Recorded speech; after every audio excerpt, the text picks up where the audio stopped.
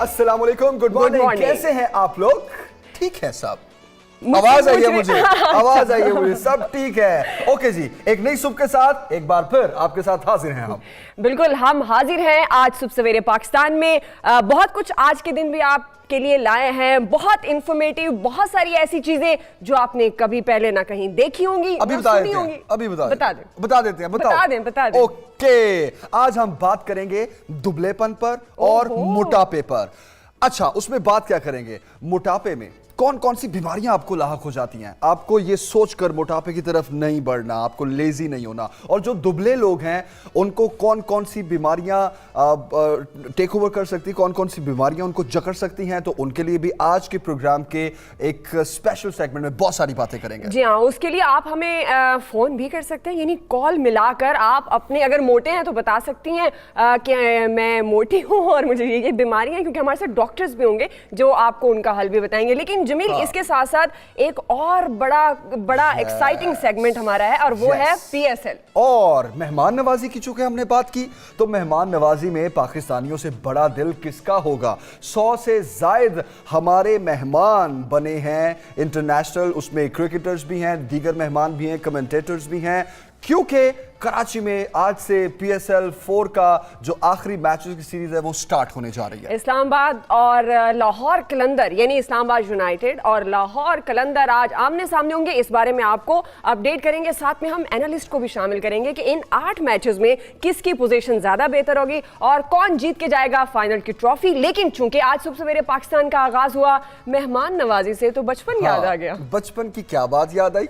मुझे बचपन की ये बात याद आई है कि जब गर्मियों की छुट्टियां होती थी। अच्छा, एक चीज और भी स्पेशल है, हमारे जो एक्सक्लूसिव स्टोरीज के लिए मेहमान खुसूसी सोहेल भट्टी साहब है आज इस्लामाबाद से। आज मेहमान खुसूसी है। मुझे कैसे? क्योंकि वो अपने शहर में मौजूद है, मुल्तान में है, तो उनसे जरा बात करते हैं। मुल्तान सुल्तान पॉइंट्स टेबल पे सबसे नीचे हैं, तो बकअप करने गए हैं उनको, या फिर जो है वो हार जो है वो उसको शेयर करने के लिए गए हैं? तो जनाब, आज की अच्छी बात थी मेहमान नवाजी की बात हो चुकी। अभी रुख करते हैं हम सोहेल भट्टी साहब का। बिल्कुल जी, सोहेल भट्टी साहब, गुड मॉर्निंग। आज आप मुल्तान में मौजूद हैं, पीएसएल की हम बात कर रहे हैं, तो मुल्तान सुल्तान के साथ आपकी दिली तवक्कुआत वाबस्ता थी। कैसा लग रहा है मुल्तान में बैठकर ये देखकर कि मुल्तान सुल्तान अब शायद फाइनल में ना जा सके? गुड मॉर्निंग दुआ जमील एंड जमील सुखेरा साहब। यकीनी तौर के ऊपर मुझ समेत कुछ मुल्तान के दोस्त इस हवाले से अफसुदा तो हैं कि मुल्तान सुल्तान अब फाइनल नहीं खेल सकेगी, और हम पहुंचे मुल्तान के अंदर कि अपने दोस्तों को कुछ हौसला बढ़ाएंगे। लेकिन कुछ बेहतर खेल पेश करने की कोशिश तो की थी मुल्तान सुल्तान की जानिब से, लेकिन शायद किस्मत ने उनका साथ नहीं दिया। लेकिन आपको पता है कि हमारा जो दिमागी तौर के ऊपर जो हमारी जो सोच थी वो इस्लामाबाद यूनाइटेड के साथ भी हम उसको सपोर्ट कर रहे थे। तो चलिए, अगर एक टीम हमारी आउट हो रही है तो एक ऐसी टीम जो बहुत बहुत बेहतर खेल परफॉर्म कर रही है, तो उसके साथ हमारी भी कुछ खुशियों की अभी उम्मीदें कुछ आइंदा कुछ दिनों तक मजीद बाकी रहेंगी। तो भट्टी साहब, आपने एक दफा कहा था कि आपका दिल मुल्तान सुल्तान के साथ है, लेकिन चूंकि आप इस्लामाबाद में होते हैं तो आपका दिमाग जो है वो इस्लामाबाद यूनाइटेड के साथ है। अब कैसी कैफियत है आपकी? हमने कहा सोचा आपका हाल पूछ लें। जी, यकीनी तौर के ऊपर इस हवाले से कुछ अफसोसगी तो थी कि हमारी मुल्तान सुल्तान की टीम अच्छा खेल पेश नहीं कर सकी और वो फाइनल नहीं खेलेगी। तो फिर एक दिल को तसल्ली ये मिली कि चलें ठीक है, एक ऑप्शन हमने और रखा हुआ था जिसका नाम इस्लामाबाद यूनाइटेड की टीम है, और जब इसके यकीनी तौर के ऊपर ये बेहतर खेल पेश कर रही है तो अभी इसको इसकी कामयाबियों को और इसके फाइनल तक पहुंचने को जो सेलिब्रेट करने के बहुत से मौके इस्लामाबाद में मिलेंगे, तो लिहाजा उस हवाले से कुछ जो दुख है वो थोड़ा कम हो गया। भट्टी साहब, बड़ी बात है वैसे, बड़े ऑप्शंस रखे हुए आपने। दिल हार गया तो चलो दिमाग जीत जाएगा, एक ऑप्शन नहीं तो दूसरी सही। चले, कोई बात नहीं। पीएसएल 4 की तमाम टीम्स के लिए बेस्ट विशेस हैं, और मुल्तान सुल्तान के लिए कोई बात नहीं, हम इज़हार अफसोस कर लेते हैं। थोड़ा एक्सक्लूसिव स्टोरीज की तरफ चलते हैं। जी बिल्कुल। तो भट्टी साहब, आज की क्या अहम खबर है आपके पास? जी तो अजमील, आज की हमारी अहम खबर ये है कि 2 रोज कबल वजारत नेशनल हेल्थ रेगुलेशन ने एक एक्शन लिया और ड्रग रेगुलेटरी पाकिस्तान, जिसकी पाकिस्तान भर के अंदर मेडिसिन की रजिस्ट्रेशन, प्राइसिंग और उसकी म्यार को चेक करने की जिम्मेदारी है, उसके सरबराह को इस बुनियाद के ऊपर काम करने से रोक दिया गया कि उनकी पीएचडी की डिग्री जाली साबित हुई है। इनका नाम है शेख अख्तर हुसैन, और शेख अख्तर हुसैन साहब को आइंदा 3 साल के लिए दिसंबर 2018 में उनकी 3 साल के लिए बतौर चीफ एग्जीक्यूटिव ऑफिसर ड्रैब की तैनाती की गई थी। लेकिन इससे कबल भी फरवरी 2018 से दिसंबर 2018 के अरसे के दौरान भी वो एक्टिंग चीफ एग्जीक्यूटिव ऑफिसर के तौर के ऊपर खिदमात सर इंजाम दे रहे थे, इसलिए कि वो ड्रैब के एम्प्लॉय थे, सरकारी मुलाजिम थे, वो जूनियर मुलाजिम थे। लेकिन मुस्लिम लीग नून की गवर्नमेंट में उन्होंने एक्टिंग अपने आप को सीईओ अपॉइंट करवाने में कामयाब रहे थे। उस वक्त भी बहुत से क्वेश्चन रेज हुए थे कि जूनियर ऑफिसर को ड्रैब का सीईओ क्यों अपॉइंट किया गया। लेकिन एडवर्टीजमेंट हुई, बहुत से लोगों ने अप्लाई किया, लेकिन शेख अख्तर हुसैन साहब को इस बुनियाद के ऊपर इजाफी मार्क्स दिए गए थे कि उनके पास पीएचडी की डिग्री है, जिसकी वजह से वो सीईओ अपॉइंट हुए। उसके बाद हमने दिसंबर के लास्ट वीक में अपने जो पहले हम प्रोग्राम करते थे बाखबर सुबह, उसमें इस मामले को डिस्क्लोज किया था, ये स्टोरी ब्रेक की थी कि ड्रैब के चीफ एग्जीक्यूटिव ऑफिसर की अपनी डिग्री जाली है, जिन्होंने जाली अद्वियात के खिलाफ एक्शन करना है, कार्रवाई करनी है, उन्हें किस बुनियाद के ऊपर सीईओ लगाया गया वो तो क्वालिफाई नहीं करते। उसके साथ बहुत सी शिकायत मौसूल हुई, ministry of national health regulation को एचईसी से रब्ता किया गया, एचईसी ने तस्दीक की। 26 फरवरी 2019 को एचईसी ने वजारत नेशनल हेल्थ रेगुलेशन को अपनी वेरिफिकेशन रिपोर्ट अर्साल की कि शेख अख्तर हुसैन साहब की पीएचडी की डिग्री वो जाली है। उन्होंने तो अगर डिग्री जाली है, यूनिवर्सिटी से पीएचडी की अगर डिग्री है तो शेख साहब की फिर तैनाती किस बुनियाद पर की गई?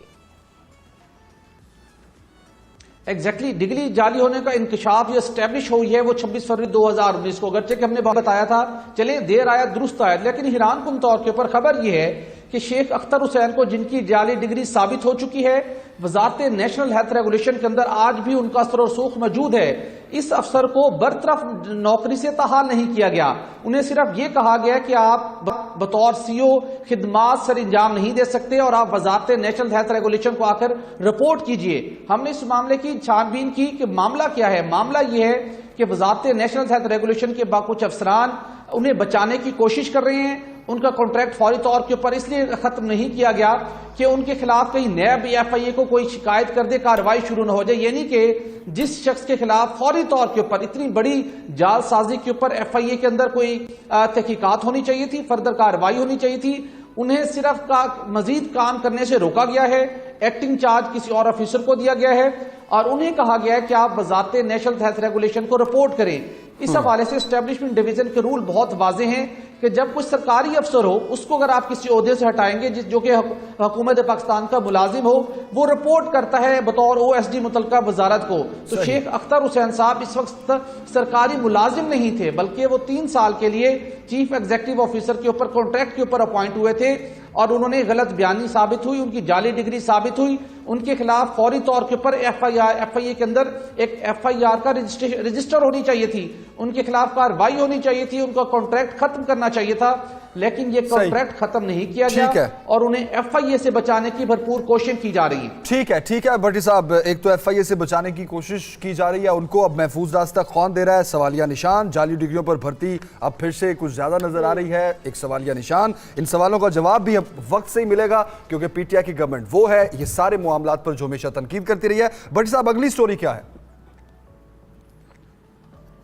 सुरेश साहब, अगली स्टोरी यह है कि गैस बहरान का मामला हो या भारी बिलों का मामला, वफाकी हुकूमत, मुतलका वजारत, वजारत और वजारत खजाना ने अपनी तोपों का रुख मुसलसल गैस कंपनी की जानिब रखा हुआ है। सिर्फ 2 माह के अरसे के दौरान चौथी मरतबा गैस कंपनी के एमडी को तब्दील करने की तैयारी कर ली गई है, यानी कि एक्टिंग एमडी सुई नॉर्दर्न आमिर तुफैल को हटाने की तैयारी की जा रही है। इससे कबल हम देखते हैं कि 9 जनवरी को गैस बहरान के मामले के ऊपर एमडी सुई नॉर्दर्न और एमडी सुई सदर्न दोनों को तब्दील कर दिया गया था, उन्हें फारिग कर दिया गया था।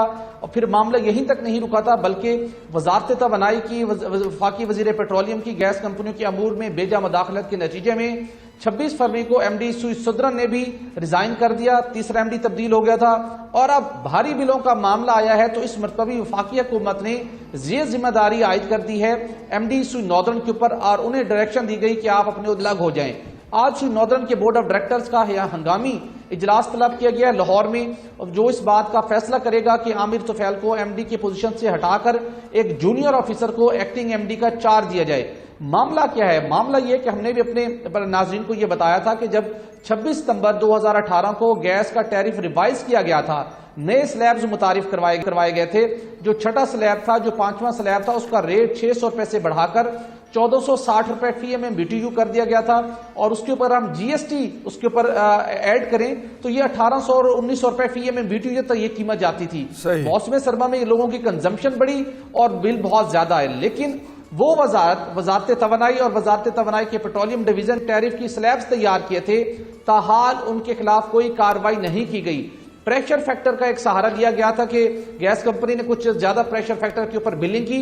रेगुलेटर ओगरा के सामने गुज़श्ता 8-10 सालों से तमाम रिपोर्ट्स आती हैं कि कितने प्रेशर फैक्टर के ऊपर गैस की बिलिंग की जाती है, लेकिन हैरान कुन तौर के ऊपर 2 माह के दौरान चौथी मरतबा एक गैस कंपनी के सरबराह को हुकूमत तब्दील करने जा रही है।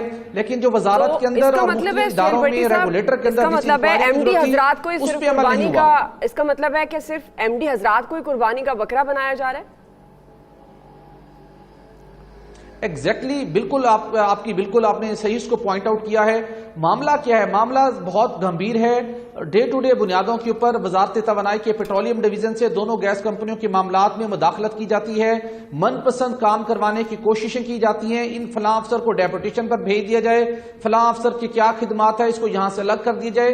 तो गैस कंपनी के अफसरान, MD ने कंपनी का ऑपरेशन रन करना है, वो कंपनी जो सालाना 300 अरब से जायद का बिजनेस करती है, जब उसके अंदर इंडिपेंडेंट तरीके से वो काम नहीं करेगी तो वो परफॉर्म नहीं कर सकती। लेकिन गैस का जो ओवर बिलिंग का मामला था, वहां पर वजारत तवानाई के लोगों की जिम्मेदारी आयद होती थी जिन्होंने नए टैरिफ तजवीज किए थे, रेगुलेटर की जिम्मेदारी थी, वजारत खजाना की कुछ लोगों की जिम्मेदारी थी, लेकिन उस जानिब तवज्जो किसी ने मबजूल नहीं करवाई। और कुछ प्राइवेट सेक्टर के लोगों ने भी अपना रोल प्ले किया, जिनके तनाज़ात डिस्प्यूट जारी थे सुई नॉर्दर्न के साथ, वो अपने मामलात को, अपने अदायगियों के मामलात को हल करवाने की कोशिश कर रहे हैं। और वो उसी वक्त कामयाब होंगे जब मौजूदा MDs जो उनकी अहकामात को नहीं तस्लीम कर रहे, उनको हटा दिया जाए और आज एक जूनियर ऑफिसर को एक्टिंग MD का चार्ज दिया जाएगा। तो फिर जूनियर अफसरान से अपने मनपसंद के वो तमाम काम करवाएंगे जो कि गुज़श्ता 3 से 4 माह के दौरान नहीं हो सके। लेकिन के साथ ओवर बिलिंग पाकिस्तान ने तो गैस बिलों में इजाफी बिलों के बारे में कहा था कि सार्फिन से वापस करने का कहा गया था। तो क्या ऐसा ही है या उस पर कोई अमल दरामद क्यों नजर नहीं आया? जी, वज़ीर-ए-आज़म इमरान खान साहब ने वाज़े तौर के ऊपर डायरेक्शन दी थी। 3 हफ्ते कबल कहा गया था कि जिनके बिल बहुत ज्यादा हैं उनके बिल इजाफी जो रकम है रिफंड की जाएगी। लेकिन 2 रोज कबल इस बात के तहरीरी अहकामात जारी हुए हैं 2 हफ्तों की तखीर के बाद कि ऐसे सार्फिन जिनका छठा स्लैब की वजह से जिनके बिल बहुत ज्यादा आए थे उनके बिल को रिफंड किया जाएगा पुराने रेट के मुताबिक। लेकिन सवाल ये है, अगर आप उनको रिफंड कर देंगे और आप गैस कंपनी को सब्सिडी भी देने को तैयार नहीं है तो गैस कंपनी का नुकसान बढ़ेगा, उसका शॉर्टफॉल बढ़ेगा, तो अल्टीमेटली उनको बैंक से कर्ज लेना पड़ेगा और 6 माह बाद दोबारा वही रकम ओगरा से मंजूरी हासिल करके गैस बिलों का हिस्सा बनाया जाएगा। मसला ये है कि या तो आप सब्सिडी दीजिए, इसका मतलब ये है भट्टी साहब जो बिल टैरिफ तयन किया वो टैरिफ चार्ज करने दें। बिल्कुल एग्जैक्टली भट्टी साहब, पॉइंट ये है कि अगर अभी फिलहाल ये दिखावा कर भी लिया जाए कि सारिफिन को वो रकम वापस की जाएगी, लेकिन 6 महीनों बाद फिर भी इस चीज को फेस करना पड़ेगा कि सारिफिन की जेब पर बोझ डालना पड़ेगा।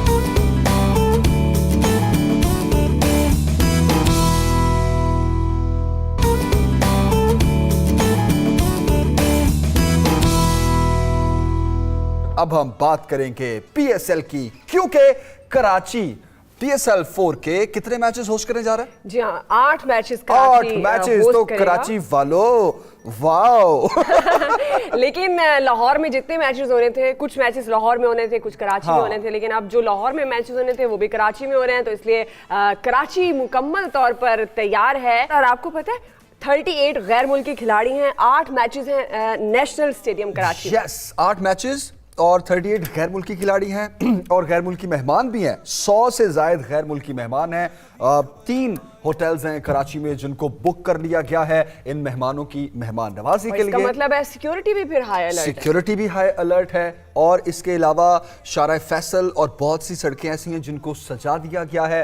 बड़े बड़े कदावर आप जा रहे हैं कराची मैच देखने? कोई बहुत दिल है, तो जाएं प्लीज। कैसे? जाएं फिर कराची से ऑन एयर हो जाएंगे। कैसे जाएंगे? चलें, अभी जो है वो आज 7 बजे तकरीबन मैच होगा इस्लामाबाद यूनाइटेड वर्सेस लाहौर कलंदर। लेकिन मुख्तलिफ शहरों में शायकीन क्रिकेट की क्या सूरत हाल है? हमारे नुमाइंदे हमारे साथ हैं। अच्छा, इस्लामाबाद, लाहौर और कराची का आज हम रुख करेंगे। इस्लामाबाद से हुसैन अहमद, लाहौर से सोहेब शाहिद और कराची से हैं फयाज यूनुस। सबसे पहले चलते हैं कराची, क्योंकि कराची इतने बड़े इवेंट को होस्ट करने जा रहा है, ज्यादा दिनों के लिए होस्ट करने जा रहा है, तो तैयारियां कैसी हैं, सारी सूरत हाल पर बात करते हैं। फयाज, अपडेट करें जरा, जल्दी से बताएं। सबसे पहले तो ये बताएं, कराची तैयार है और कराची वाले तैयार हैं, कितना जज्बा है? देखिए बिल्कुल जमील, कराची वाले हमेशा तैयार हैं, हमेशा की तरह तैयार हैं। इस बार वो तमाम तर टीमों को सपोर्ट करेंगे और आज मैच है सबसे पहला और सबसे बड़ा मैच लाहौर कलंदर और इस्लामाबाद के दरमियान शाम 7 बजे। लेकिन कराची के शहरी सुबह ही से जोश खरोश उनमें दिखा जाता है। वो कहते हैं कि हमने तैयारियां मुकम्मल कर ली हैं और दोपहर होते ही हम नेशनल स्टेडियम का रुख कर लेंगे। कराची के मुख्तलिफ इलाकों को मुकम्मल खूबसूरती के साथ सजा दिया गया है, जहाँ पर तमाम तर टीम्स के खिलाड़ियों की तस्वीरें लगाई गई हैं। हमने रात में भी देखा कि कराची के शहरी सड़कों पर निकले, नेशनल स्टेडियम के एतराफ में जितनी भी खूबसूरत लाइटिंग्स की गई थी उनके साथ खड़े होकर सेल्फियां बनाते रहे। वो खुश हैं, वो कहते हैं कि काफ़ी अरसे के बाद कराची की रौनकें बहाल हुई हैं और तमाम तर जो टीमें कराची में खेलने के लिए आई हैं उनके मैच देखने के लिए जाएंगे और उनके मजीद हौसले बुलंद करेंगे ताकि ये तमाम तर टीमें हमेशा कराची में और कराची में मैच खेल सके। जो आपके बैकग्राउंड पे बड़ी साफ सुथरी सड़क नजर आ रही है, ये PSL की वजह से है। अमूमन कराची के बारे में हम यही खबरें पढ़ते हैं, फयाज हमें लगा किसी और शहर में खड़े हो कि कराची इतना साफ नहीं होता।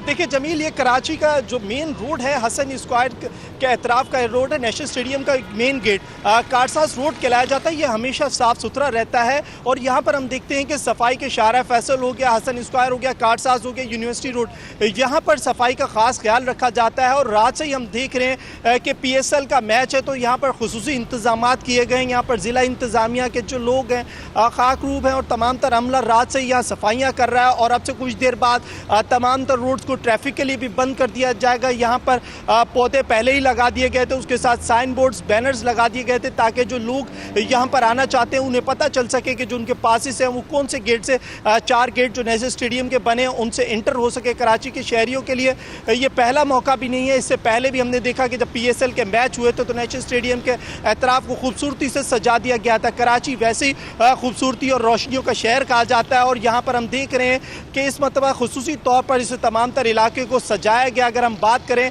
आज शाम 12 बजे तो तमाम तर ये रोड ट्रैफिक के लिए बंद कर दिए जाएंगे। जिनके शहरी नेशनल स्टेडियम में मैच देखने के लिए आएंगे उनके लिए खुसूसी तौर पर पुलिस अहकाम जारी किए हैं कि वो अपने साथ ओरिजिनल शनाख्ती कार्ड, ओरिजिनल जो कार्ड है, टिकट है वो लाएंगे। और जो खवातीन इससे पहले शिकायत करती थी कि हमें मेकअप का सामान नहीं लेके जाने दिया जा रहा, तो इस बार पुलिस कहती है कि वो अपने साथ मेकअप का सामान लेके जा सकती है, लेकिन उसकी जो तादाद है काफी ज्यादा कम। कराची फयाज कितनी अच्छी खबर दी है, क्योंकि स्टेडियम में अक्सर मेकअप खराब हो जाता है, सेल्फीज अच्छी नहीं आती, क्योंकि यू नो ओके छोड़े इस बात को। खवातीन के लिए बड़ी अच्छी खबर है, ये मेकअप साथ ले जा सकती है वो स्टेडियम।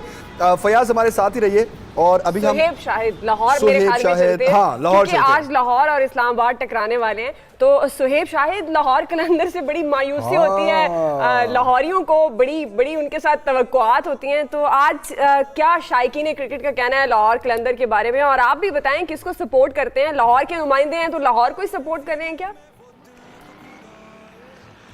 जी बिल्कुल दुआ, PSL 4 का जो दुबई के अंदर सजने वाला जो मेला था वो इस टाइम पाकिस्तान का रुख कर चुका है और पाकिस्तान के मैदानों में छक्कों और चौकों की बरसात होने वाली है। लेकिन अफसोस के साथ लाहौर में जो 3 मैचेस होने जा रहे थे उनकी मेज़बानी भी कराची को दे दी गई है। ब्रॉडकास्टर्स के सामान और आलात की बरवक्त तरसील की वजह से ये जो तरसील नहीं हो सकी लाहौर में, उस वजह से उनकी मेज़बानी जो है वो कराची को दे दी गई है। लेकिन अगर लाहौर की बात की जाए तो जब यहाँ पर ऐलान किया गया टिकटों की फ़रोख्त की, तो इस ऐसा लगता था कि जैसे पूरा शहर बाहर उमड़ आया टिकटें लेने के लिए, और 500 और 1000 रुपए की जो टिकट्स थी वो चंद ही घंटों में हमें नपैद होती यहाँ पर नजर आई। और बहुत बड़ी तादाद में जो शायकीन थे वो स्टेडियम का रुख करना चाहते थे और उन्होंने टिकटें खरीदी भी। लोग अपनी फैमिलीज के साथ जाना चाहते थे, क्योंकि आपको पता होगा कि PSL के जो सबसे पहले मैचेस हुए थे उनकी मेज़बानी जो की थी वो लाहौर शहर ने की थी। लाहौरी जो है वो बहुत ज़्यादा एक्साइटेड नज़र आ रहे थे, खास करके पिछले PSL के अंदर लाहौर की टीम जो है वो यहाँ पर लाहौर में मैचेस होने के बावजूद वो फाइनल राउंड के लिए क्वालिफाई नहीं कर सकी थी। और इस दफा लाहौर 2 मैचेस अपने लाहौर। सुहेब, आप सही कह रहे हैं, ये वाकई लाहौरियों के जो दिल है वो टूटे हैं। बहुत से लाहौरी ऐसे हैं जिनकी टिकट ज़ाया हुई हैं, लेकिन कोई बात नहीं, दिल इतने बड़े दिल है ना हमारे, मेहमान नवाजी के लिए भी खुले दिल। अब देखिए लाहौर से मैचेस कराची गए हैं तो ये और ज़्यादा अच्छी बात है। लास्ट PSL में हमने देखा लाहौर ज़्यादा नुमाइंदगी कर रहा था और इस दफ़ा हम ये देख रहे हैं कि कराची, अब देखिए पाकिस्तान नुमाइंदगी कर रहा है इतने बड़े इंटरनेशनल इवेंट जो है इसकी कवरेज के हवाले से। और आप सही कह रहे हैं, लेकिन इंशाल्लाह हम उम्मीद करते हैं कि लाहौर में जो नेक्स्ट PSL सीज़न 5 के मैचेस होंगे उसमें फिर लाहौरियों का जोशो जज्बा हमें देखने को मिलेगा एक बार फिर। लेकिन अब 5वें नंबर पे लाहौर कलंदर, जिसका क्या करें ये बताएं। सही, वो एक जोक भी था जो आप वीडियो दिखा रहे थे, हर बात पे लाहौर लाहौर, और जब लाहौर कलंदर की बात आती है तो वो कहता है अच्छा लाहौर। लेकिन हुसैन अहमद की तरफ चलते हैं। हुसैन, इस्लामाबाद यूनाइटेड आज ऑल्दो इस्लामाबाद यूनाइटेड इस वक्त तीसरे नंबर पर है। हाँ। यानी अच्छी पोजीशन कह सकते हैं, अगर थोड़ी सी जान लगाएं तो आगे आ सकती है इस्लामाबाद यूनाइटेड। इस्लामाबाद के बासियों का जो शायकीन क्रिकेट है इस्लामाबाद के, उनके क्या तासुरात हैं, क्या जोशो खरोश है? कराची जा रहे हैं मैच देखने? जी बिल्कुल, जिस तरह आपने बताया कि हतमी मराइल जो है वो दाखिल हो चुका है PSL 4 जो है, और मैचेस पाकिस्तान में जो है वो शुरू हो गए। कराची जो है वो मेज़बानी कर रहा है। तो सबसे अहम बात यह है, खुशाइन बात जो है उसमें हम यही कह सकते हैं कि कम से कम जो मैचेस हैं वो पाकिस्तान में हो रहे हैं, पाकिस्तान जो है वो जीत रहा है। उसके बाद अगर टीमों की बात करें तो इस्लामाबाद यूनाइटेड जो है वो इस वक्त 8 पॉइंट्स के साथ मौजूद है। अगर वो आज लाहौर कलंदर को हरा देती है तो उसके जो स्कोरिंग है वो बेहतर हो जाएगी और 10 पॉइंट हो जाएंगे। चूंकि हम इस्लामाबाद में मौजूद हैं तो इसलिए हम भी चाहेंगे कि इस्लामाबाद जो यूनाइटेड है हमारी टीम वो जीते। और जिस तरह भट्टी साहब ने कहा कि हम इस्लामाबाद के साथ हमारी नेक तमन्नाएं हैं, नेक ख्वाहिशात हैं, तो इसलिए हम भी यही चाहेंगे कि इस्लामाबाद यूनाइटेड पहले की तरह आए, फाइनल जीते और अपने शायकीन को जो है वो PSL 4 का तोहफा दे। इस्लामाबाद यूनाइटेड की जो स्टार खिलाड़ी हैं वो रोंकी हैं, उन पर तमाम जो है वो तवज्जो मरकूज कर रखी है शायकीन की जानिब से। और दूसरी आम बात जो है वो कराची में चूंकि मैचेस हो रहे हैं, मैच इस्लामाबाद में नहीं हो रहे, तो इस्लामाबाद के शायकीन मायूस ज़रूर हैं। उनकी भी यही ख्वाहिश है कि इस्लामाबाद और रावलपिंडी जो स्टेडियम है वहाँ पर मैचेस होने चाहिए, और वो इस ख्वाहिश का इजहार कर रहे हैं कि जो बैन अल-अक़वामी क्रिकेट है वो वापस आए और रावलपिंडी में भी मैच हो। ताहम कराची में मैच होने के बावजूद यहाँ पर खसूसी इंतजाम किए जाते हैं। हुसैन अहमद जो तजारती मरकज हम आपके साथ हैं, हम इस्लामाबाद यूनाइटेड के साथ हैं। तीसरे नंबर पे पॉइंट टेबल पर हम उम्मीद करते हैं आप किट पहन के यहाँ पर खड़े हैं और इस विश का इजहार कर रहे हैं, आपके अंदर से निकल रही है कि इस्लामाबाद यूनाइटेड आज का मैच विन करे। आपके पीछे 2 लोग खड़े थे, उनका चेहरा देख के यकीन करें हमें भी बड़ा अफसोस हुआ है कि इस्लामाबाद यूनाइटेड आज के मैच में क्या करेगी। अभी लेंगे एक ब्रेक के बाद फौरन से वापस आते हैं, बहुत सी बातें और करेंगे आपसे।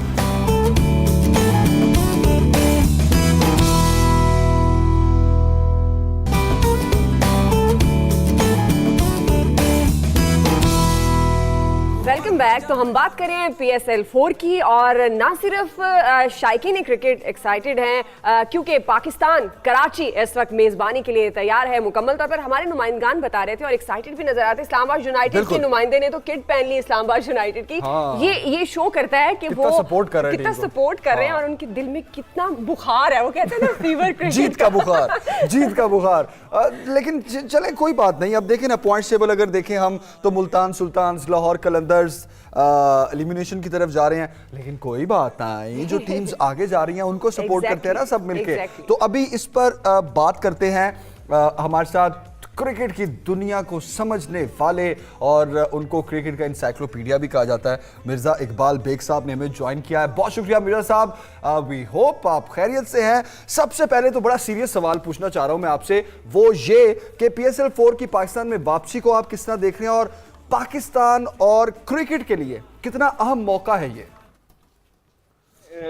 जमील और दुआ, यकीनन PSL 4 के 8 मैच पाकिस्तान में कराना, यकीनन इसका क्रेडिट पाकिस्तान क्रिकेट बोर्ड को जाएगा और पाकिस्तानी शायकीन क्रिकेट की दिल की मुराद बर आई है। और लगता यह है कि एक दरवाजा खुलेगा।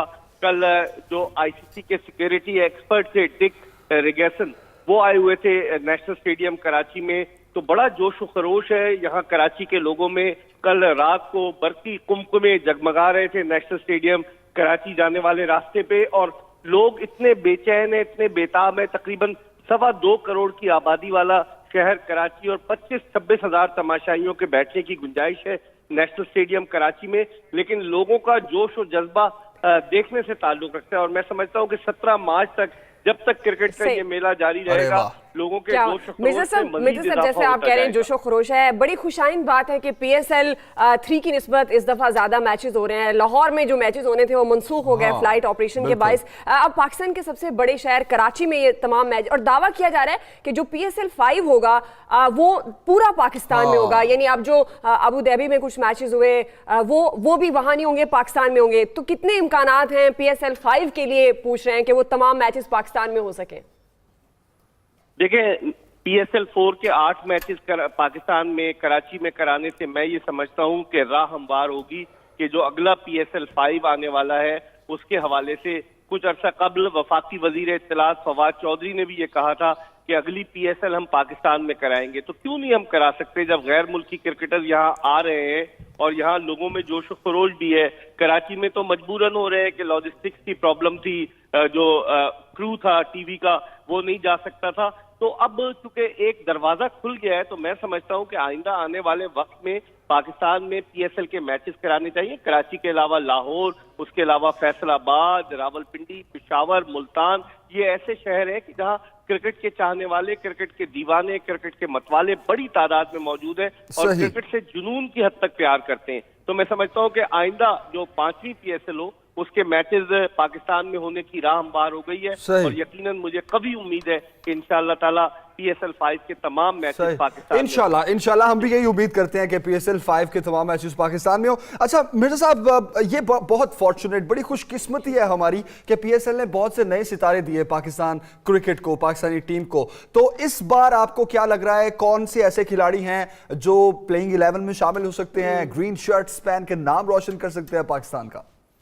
देखिए, पाकिस्तान क्रिकेट बोर्ड ने PSL को एक प्लेटफॉर्म PSL की सूरत में नौजवानों को फराहम किया है। आप देखेंगे माजी में PSL से शर्जील खान पाकिस्तानी टीम में आए, हसन अली पाकिस्तानी टीम में आए, शादाब खान पाकिस्तानी टीम में आए, रुमान रईस ने पाकिस्तानी टीम में जगह बनाई। और इस PSL में भी, अगरचे आज इस PSL का 27वां मैच होगा नेशनल स्टेडियम कराची में लाहौर कलंदर्स और इस्लामाबाद यूनाइटेड के दरमियान, लेकिन इस PSL में भी कई नौजवान उभर कर सामने आए। खासतौर पर हैदराबाद सिंध से ताल्लुक रखने वाला 18 साल फास्ट बॉलर मोहम्मद हसनैन, जिसने 150 किलोमीटर फी घंटे की रफ्तार से गेंद की, उन्हें उनकी इस मेहनत का सिला दिया गया और उन्हें ऑस्ट्रेलिया के खिलाफ जो वनडे सीरीज 22 मार्च से मुत्तहदा अरब अमारात में शुरू हो रही है उसके लिए पाकिस्तानी टीम में मुंतखब किया गया। और भी कई लड़के हैं इस PSL में। एक left arm spinner Umar Khan है, बड़ा टैलेंटेड बॉलर है, कराची किंग्स की नुमाइंदगी करता है। उसके अलावा मूसा खान है, फास्ट बॉलर, जो इस्लामाबाद यूनाइटेड की नुमाइंदगी करता है। उसके अलावा हारिस रऊफ है, फास्ट बॉलर, लाहौर कलंदर का। हारिस रऊफ में बड़ा पोटेंशियल है।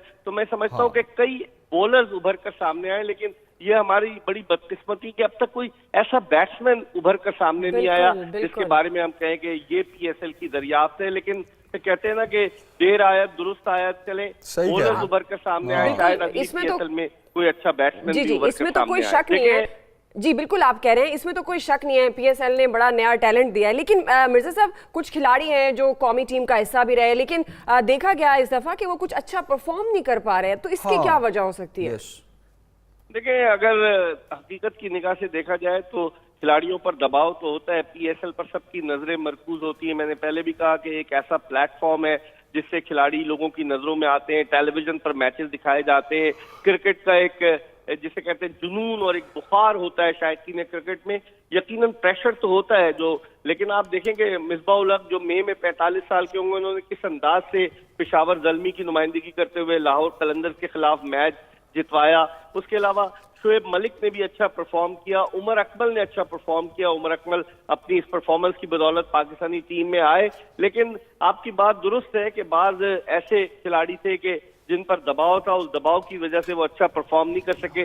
शायद आइंदा पीएसएल में अच्छा परफॉर्म कर सके। शादाब खान अच्छा परफॉर्म नहीं कर सके, उनसे बड़ी तवक्कुआत वाबस्ता की जा रही थी। और भी बहुत से ऐसे क्रिकेटर्स हैं कि जिनके अगर मैं नाम लेना शुरू करूं तो एक तवील फहरिस्त है, लेकिन हो सकता है दबाव की वजह से वो परफॉर्म नहीं कर पाए। हो सकता है अब जो 8 मैचेस पाकिस्तान में हो रहे हैं अपने होम ग्राउंड पर, होम क्राउड के सामने उनकी परफॉर्मेंस थोड़ी मुख्तलिफ हो मुत्तहिदा अरब अमारात में खेले गए मैचेस के मुकाबले में। देखिए अगर अब लेकिन मेरे साहब मैं ये भी पूछना चाह रहा हूँ आपसे, जरा जाते जाते अपना तज्जिया जरा हमारे से शेयर करें कि आपको इस दफा PSL 4 की फातेह टीम कौन नजर आ रही है? प्रेडिक्शन। हाँ, यस। इसके बारे में कोई पेशगोई नहीं की जा सकती, लेकिन जो करंट फॉर्म है उसको देखते हुए क्वेटा ग्लैडिएटर्स की टीम जिसकी कप्तानी पाकिस्तान के कप्तान सरफराज अहमद कर रहे हैं, वो बड़ी जल्द नजर आती है। सिर्फ 2 मैचेस वो हारी है क्वेटा ग्लैडिएटर्स की टीम, 9 में से 7 मैच जीतने में कामयाब हुई है। मैं समझता हूं कि वो इस वक्त फेवरेट है, लेकिन T20 क्रिकेट में कुछ भी हो सकता है। क्वेटा की टीम 2 मरतबा फाइनल तक रसाई हासिल करने में कामयाब हुई 2016, 2017 में, लेकिन फाइनल नहीं जीत सकी।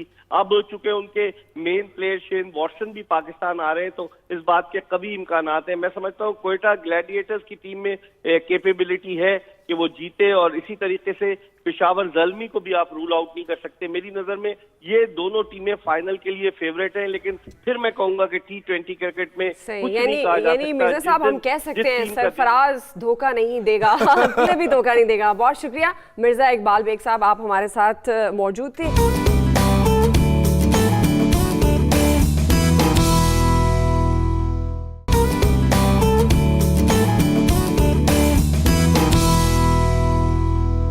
सवालात हमारे जहनों में हैं, शायकीन क्रिकेट के जहनों में, जिसका जवाब लेने की हमने कोशिश की। लेकिन मिर्जा साहब थैंक यू सो मच, आपने तो प्रेडिक्शन कोई नहीं की। आपने जिस तरह कहा कि T20 में कुछ नहीं कहा जा सकता, पॉइंट्स टेबल देखा जाए तो कोयटा ग्लैडिएटर्स, हाँ उम्मीद भी यही करनी चाहिए ना, सरफराज धोखा नहीं देगा। लेकिन कोयटा ग्लैडिएटर्स फेवरेट है, लेकिन फिर भी क्रिकेट में कुछ भी प्रेडिक्ट नहीं किया जा सकता।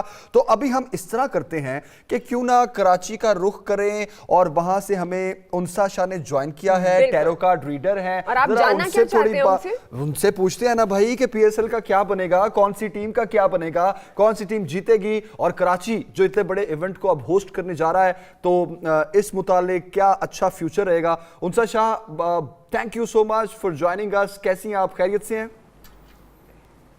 अस्सलाम वालेकुम, गुड मॉर्निंग। मैं बिल्कुल ठीक ठाक, आप कैसे हैं? हम भी ठीक हैं। तो आपके शहर में पहुंच गया फाइनली PSL, मैच देखने जा रही हूं? नहीं, मैच तो नहीं देखने जा रही, लेकिन टीवी पे देख लूंगी। क्यों नहीं देखने जा रही हैं? ज्यादा वो करीब से देख लेते जी। क्यों नहीं जा रही हैं आप मैच देखने? टिकट का मसला तो नहीं आया? टिकट मिली नहीं। नहीं, टिकट नहीं, मुझे इतना ज्यादा क्रिकेट का मैं इतनी फैन नहीं हूँ, इतनी क्रेजी नहीं हूँ क्रिकेट की। बस ये कि टीवी पे देखकर और सुनकर ही अच्छा लगता है। और प्रेडिक्शन ऑफ कोर्स प्रेडिक्शन देकर। हाँ चलें ठीक है, फिर हम आपसे प्रेडिक्शन लेते हैं ना। अभी पहले तो ये बताइए आज का जो मैच होने जा रहा है उसमें आपको कौन जीतता नजर आ रहा है? इस्लामाबाद यूनाइटेड या लाहौर कलंदर? लोगों के लिए मैं ये बताऊं कि जो वहाँ पर जिन लोगों ने टिकट्स ली हैं, और मैं ये भी कहूँ कि बहुत अच्छी गवर्नमेंट ने बहुत अच्छे इंतज़ामात भी किए हैं, और लोगों में काफ़ी जोश व जज्बा भी मुझे कार्ड्स में जो मैंने रीडिंग की है नज़र आ रहा है। बड़े जोश व खरोश से लोग जा रहे हैं मैच देखने के लिए। हालांकि लाहौर की जो पिछली परफॉर्मेंस इतनी अच्छी नहीं है, ज़्यादा लोगों की एक्सपेक्टेशंस जो हैं वो इस्लामाबाद यूनाइटेड से हैं, लेकिन आज का जो मैच है वो अच्छा लोगों को मिलेगा, एक कॉम्पिटिटिव मैच नज़र आएगा, और दोनों टीम्स जो हैं अपनी अपनी तरफ से बहुत अच्छी जो कारकर्दगी परफॉर्मेंस दिखाएंगी। और जो कार्ड मैंने लाहौर के लिए वो निकाला है नाइट ऑफ पेंटिकल्स, उनकी परफॉर्मेंस तो ठीक है, अच्छी नहीं रही, लेकिन इस आज के जो मैच में है वो काफ़ी कोशिश करेंगे, बहुत एफर्ट्स नज़र आ रही हैं, बहुत स्ट्रगल नज़र आ रही है। उसके बाद जो मैंने इस्लामाबाद के लिए 4 ऑफ वॉन्ड्स का, ये ज़्यादा अच्छा कार्ड है, ज़्यादा पॉजिटिव है, सेलिब्रेशन टाइम है, तो विनिंग टीम जो होगी वो इस्लामाबाद यूनाइटेड होगी, लेकिन एक अच्छा परफॉर्मेंस होगी दोनों तरफ से। ओके, तो उनसे ये बताइए कि अभी जिस तरह कराची मेज़बानी करने जा रहा है इतने बड़े इवेंट की, और चूंकि दिन भी बढ़ चुके हैं मेज़बानी के, कराची वाले बड़े पुरजोश हैं, सिक्योरिटी के हवाले से भी बड़े बहुत खातिर ख्वाह इंतजाम किए गए हैं, ख़ास तौर पर हमारी मेहमान नवाजी हमारे इंटरनेशनल प्लेयर्स के लिए, हमारे इंटरनेशनल गेस्ट के लिए भी। तो आप ये बताइए आने वाले दिनों में इसका इम्पैक्ट किस तरह से देख रही हैं, और क्या PSL 5 पूरे का पूरा पाकिस्तान में होता देख रही हैं? PSL 5 की तो मैंने प्रिडिक्शन नहीं की है, लेकिन अभी की जो मैंने ओवरऑल जो 8 मैचेस जो जाएंगे कराची में, वो मैंने बड़ी एक स्ट्रॉन्ग इम्पैक्ट नजर आएगा इंटरनेशनली भी, नेशनली भी। जी, किंग ऑफ पेंटिकल्स का कार्ड है और इसमें फाइनेंशियली भी ग्रोथ होगी क्रिकेट से, और ज़्यादा क्रिकेट को जो है लोग, जैसे ऑब्वियसली पाकिस्तान में तो एक स्पोर्ट्स गेम जो फर्स्ट नंबर पे क्रिकेट ही है, लोगों को जो बहुत ज़्यादा क्रेज़ है क्रिकेट का, तो इंटरनेशनली भी जो लोग हैं, जैसे प्लेयर्स, अब इस साल ज़्यादा प्लेयर्स आ रहे हैं बजाय पिछले साल के, तो इंशाल्लाह PSL 5 में और ज़्यादा होंगे मैचेस पाकिस्तान में, और ज़्यादा जोशो खरोश, और इंटरनेशनली और भी लोग जो लोग नहीं आ सके हैं, जहाँ इश्यूज हैं, वो लोग भी और ज़्यादा पार्टिसिपेट करेंगे। ठीक है, तो कौन सी टीम फाइनल कप जीतेगी, क्या नजर आ रहा है आपको? जी, 2 टीम्स मुझे नज़र आ रही हैं, वैसे भी परफॉर्मेंस वाइज भी अगर हम देखें हैं और कार्ड्स वाइज भी मैंने देखे हैं कि पेशावर ज़ल्मी, और फाइनल में जो 2 टीम्स जाएंगी वो क्वेटा ग्लैडिएटर, तो इन दोनों के दरमियान काफ़ी अच्छा मुकाबला होगा। इस्लामाबाद और कराची किंग भी पीछे है, ज़रूर एफर्ट्स अपनी लगाएगी, लेकिन मुझे जो ज़्यादा जो इम्कानात लग रहे हैं वो पेशावर ज़ल्मी और क्वेटा ग्लैडिएटर के हैं, तो इन दोनों में फाइनल में आने के। ओके, ये 2 टीम्स आपको फाइनल में नजर आ रही हैं, इन दोनों में से जीतेगा कौन? ये तो मैंने प्रेडिक्शन नहीं दी है, अभी तो थोड़ा सा टाइम है, तो 1-2 दिन पहले ही मैं अच्छा, वैसे उस टाइम की जो एनर्जी होगी उसके हिसाब से ये वाली प्रेडिक्शन करें भी ना आप, है ना, क्योंकि ये 2 टीम्स फाइनल में पहुंचेंगी, यही बहुत है। थोड़ी सी क्यूरियोसिटी लोगों में रहनी चाहिए, थोड़ा सस्पेंस होना चाहिए, और ताकि लोग जो हैं ज़्यादा मैचेस देखें, पार्टिसिपेट करें। हम चलते हैं एक ब्रेक की जानिब, ब्रेक के बाद वापस आएंगे और एक इंटरेस्टिंग सेगमेंट आपका इंतजार कर रहा है, और आप देखते रहिएगा सुबह सवेरे पाकिस्तान।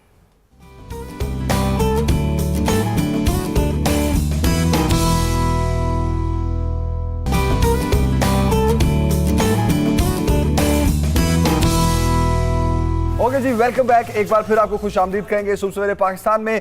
अब ये वो इंटरेस्टिंग पार्ट इस शो का शुरू हो चुका है जो हमने शुरू में कहा था जब शो स्टार्ट हुआ था कि हम बात करेंगे मोटापे पर, दुबलेपन पर, और ख़ास तौर पर ये बात करेंगे कि मोटे लोग जो हैं वो क्यों कॉन्शियस हों कि कौन कौन सी बीमारियां उनको जकड़ सकती हैं। सेम गोज़ फॉर दुबलेपन के लिए, वो लोग जो दुबले पतले हैं। तो हमारे साथ इस सेगमेंट में होंगी जोहा सुहेल, हमारे साथ स्टूडियोज में मौजूद हैं, न्यूट्रिशनिस्ट हैं, डॉक्टर रुबीना जाकिर हैं लाहौर स्टूडियोज में हमारे साथ, उम्मे राहिल साहिबा कराची से होंगी हमारे साथ, सोबिया खतीब जो हैं साइकोलॉजिस्ट हैं, वो भी इस सेगमेंट में, वो इस्लामाबाद से हैं, यस, वो इस सेगमेंट में हमारा हिस्सा होंगी। लेकिन कुछ बातें अधूरी रह गई ब्रेक से पहले। बिल्कुल, आखिरी सवाल, क्योंकि हमने आगे बढ़ना है, तो आप ये बता सकती हैं कि जमील और मेरे में कौन पहले मोटा होगा?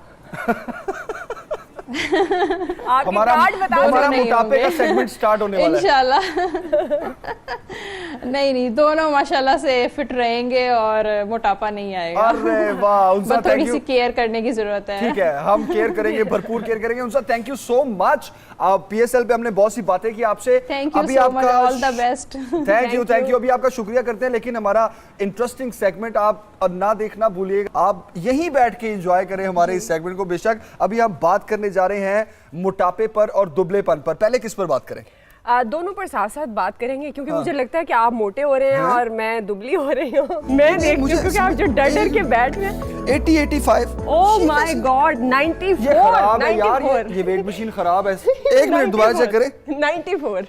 एक मिनट। आप कह रहे हैं कि मशीन पागल हो गई है। यार ये क्या सीन है, इतना वेट हो ही नहीं सकता मेरा। सारी दुनिया ने देख लिया 94 वेट है आपका। इस मशीन में कोई मसला ओहो, इसकी तो केबल ही नहीं लगी। चले आए, दिल छोटा मत करें, बैठ जाएं। आप इतना मुझे ज्यादा लगता है वेट कि अगले कैसे हो हफ्ते गया? तक आपका 105 106 तक वेट चला जाएगा। नहीं, उनसे ने कहा वेट नहीं बढ़ेगा, एहतियात कर दिया, मैं एहतियात करूंगा। Okay done. अच्छा, अब क्या आप एहतियात करेंगे और क्या वेट बढ़ना जो है क्या अच्छी बात होती है, मोटापा अच्छी बात होती है या नहीं? अगर आप दुबले हैं तो वो भी अच्छा होता है आपकी सेहत के लिए, क्योंकि आजकल बहुत ज़्यादा क्रेज़ है कि हम दुबले रहें और डाइटिंग करें। तो इसीलिए आज का ये जो हमारा सेगमेंट है वो बहुत ही खास है। डॉक्टर उम्मे राहिल कराची से हमारे साथ मौजूद हैं, डॉक्टर रुबीना जोहा सुहेल हमारे साथ लाहौर में और सोबिया खतीब साहिबा हमारे साथ इस्लामाबाद में। तो पहले डॉक्टर उम्मे राहिल, सबसे पहले उम्मे राहिल साहिबा और आप बताएं कि मशीन पागल हो गई है और मेरा वेट 84 है, 94 दिखा रही है। उम्मे राहिल साहिबा अस्सलाम वालेकुम, कैसी हैं आप? ये वेट मशीन बहुत वेट बता रही है मेरा, क्या करूं? मशीन के लिए कोई टोटका बता दें कि जितना वेट हो उससे 10 kg कम बताएं मशीन। आप उसकी ना सेटिंग चेंज कर दे, बहुत आसान है, सेटिंग जाके चेंज कर दे, वेट कम हो जाएगा। हाँ, उसको सेट कर देते हैं कि 10 kg तक वो 0 ही शो करे, कितना मजा आएगा, है ना? अच्छा उम्मे राहिल साहिबा, सबसे पहले तो ये बताएं, हम बेसिकली मोटापे और दुबलेपन की जो बात करना चाह रहे हैं ना, उसमें हमारा फोकस है मसाइल, मतलब मोटे लोगों को और जो दुबले लोग हैं उनके मसाइल क्या होते हैं, किस किस्म की चीजें मसाइल उनको फेस करनी पड़ सकती है, खास तौर पे बीमारियों की सूरत में भी। अच्छा बिल्कुल ठीक। देखिए बीमारियां जाहिर सी बात है, मोटापा या बहुत ज़्यादा दुबला होना बज़ाते बीमारी है। हम इसको बीमारी इसलिए कहेंगे कि नॉर्मल कंडीशन नहीं है। नॉर्मल इंसान, एक सेहतमंद इंसान वो होता है जो देखने में एक बज़ाहिर बिल्कुल सही लग रहा हो और जो खुद पर्सनल बंदा है उसको खुद भी अपनी सेहत अच्छी लग रही हो या अपना आप अच्छा लग रहा हो। अच्छा होता क्या है, अगर हमारा वेट बढ़ रहा होता है या किसी का भी बढ़ता है तो सबसे पहले जो मसला आता है वो तो ये आता है, खासकर ख़वातीन में, कि उनको लगता है कि जी वो डी शेप हो रही हैं, उनके ऊपर लिबास नहीं अच्छा लग रहा, उनके ऊपर कोई स्टाइलिंग नहीं अच्छी लग रही है। और जो सबसे बड़ा मसला, बीमारियां तो बाद में आती है, नफ्सियाती मसला कहना चाहिए, सबसे बड़ा मसला जो है वो ये आता है कि वो डिप्रेशन का शिकार हो जाती है। और ऐसे बेशुमार पेशेंट्स आते हैं कि जैसे ही वेट बढ़ता है ख़वातीन खासकर डिप्रेशन में जाने लगती हैं और उसकी वजह से डिप्रेशन की जब दवाएं खाती हैं तो वेट और बढ़ने लगता है।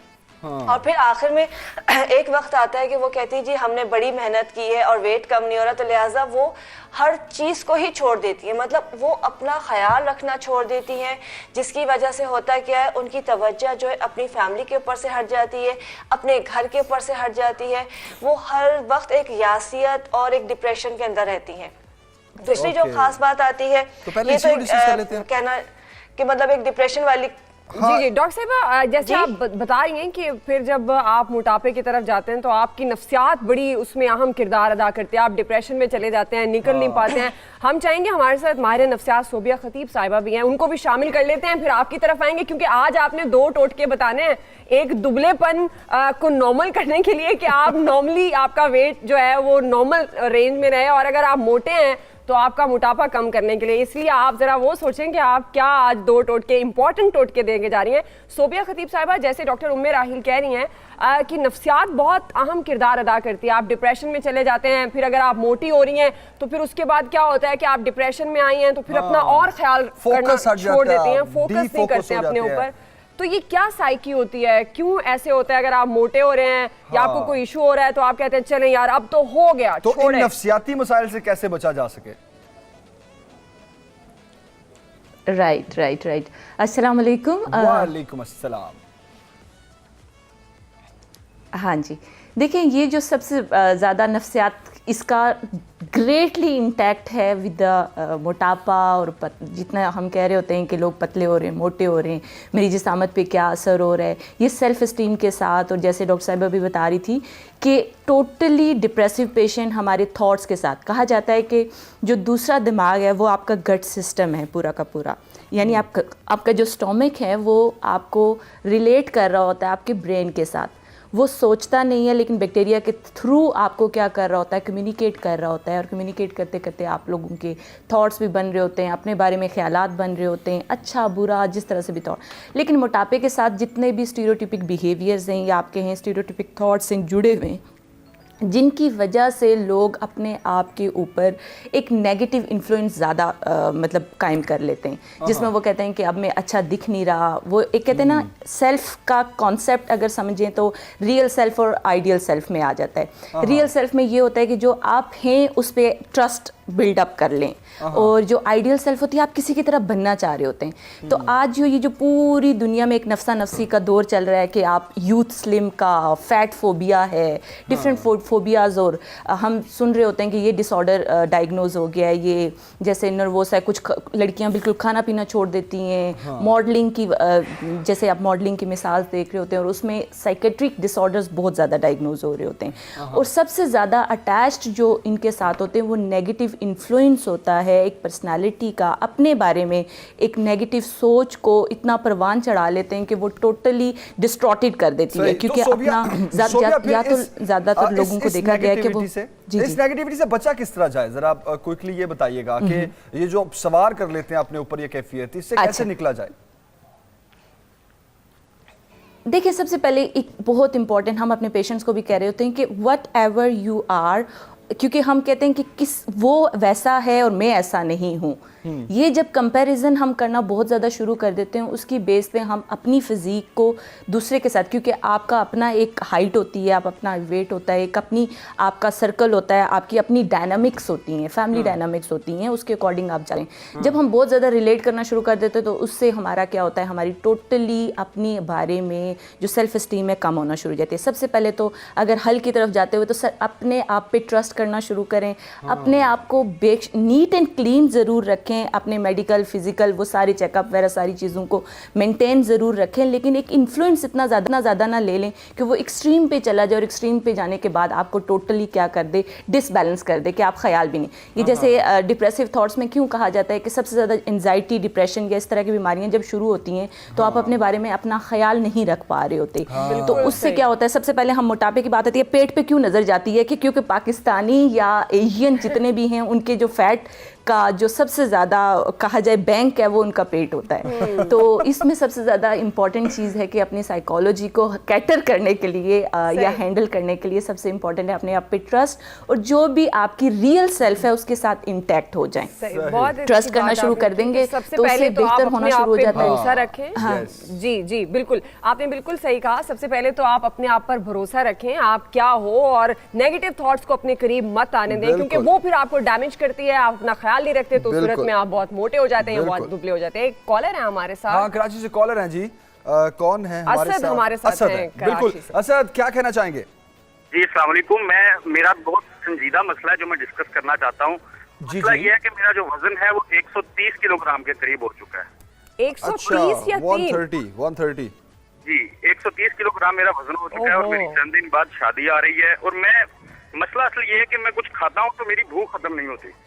मैं पूछना चाहता हूँ कि मुझे कुछ ऐसा बताएं डॉक्टर साहब को आपके साथ जो मौजूद हैं कि मैं क्या खाऊं कि मुझे जो भूख है मेरी वो कम लगे। अच्छा, एक मिनट असद, आप ऐसा मशवरा क्यों चाह रहे हैं कि भूख कम लगे? आप ये बताएं, आप एक्सरसाइज करते हैं, कोई गेम करते हैं? और ये भी पूछिए शादी कितने दिनों में है ताकि उसके मुताबिक कोई टोटका लिया जाए। जी क्या? मेरी शादी जो है वो तकरीबन 1 महीने के बाद है। गेम्स वगैरह मैं नहीं कर पाता क्योंकि मेरे काम होते हैं, मेरी रूटीन ऐसी है कि मैं टाइम नहीं निकाल पाता। अच्छा ठीक है, असद हमारे साथ ही रहे। 130 kg और कितने अर्से बाद शादी? 1 महीने बाद शादी है। अच्छा, सबसे पहले तो सोबिया आप जरा क्विकली इनको कोई टिप दे कि वो इस डिप्रेशन से निकले कि मैं 130 kg का और मेरी शादी होने वाली है, मैं कैसे वजन कम करूं? जो मोटे लोग होते हैं उनकी शादी नहीं होती। देखिए, सबसे इम्पोर्टेंट चीज है कि इनकी हाइट इनकी हाइट कितनी है और उसके अकॉर्डिंग वो सारी चीजें। सबसे पहले तो आप तो टाइम पीरियड डिपेंड कर रहे होगे, टाइम पीरियड इनके पास कितना है, उसके अकॉर्डिंग जितनी भी जो भी अभी वाइफ सिलेक्ट कर ली है आपने। ओके जी, असद को चले हम फिर इनको मशवरे देते हैं, टिप्स देते हैं। सोबिया कंप्लीट करें आप। चलें, हाँ साइकोलॉजिकली, हाँ जी, एक छोटी सी टिप ये है कि अभी तो शादी तय हो चुकी है, कबूल कर लिया गया है वाइफ की तरफ से आपको। अब ये है कि प्लानिंग कर लीजिएगा अपनी लाइफस्टाइल को, इस तरह से आप डिजाइन कर मुझे लें ये बताएं, कि लाइफ मेरे मॉडिफिकेशन बड़ा में एक दोनों शादी इंटरेस्टिंग के सवाल बाद आ भी रहा है उसको ज़हन में। कंटिन्यू कर सके। मुझे पता नहीं क्यों ऐसा लग रहा है कि असद का जो वेट है ना वो कोई अराउंड 110 होगा, लेकिन शादी की खुशी में 20 kg फिर बढ़ गया तो वो 130 ज्यादा हो गया। गया। तो नहीं, बात ठीक है। लोगों का कम हो जाता है, बात का सही।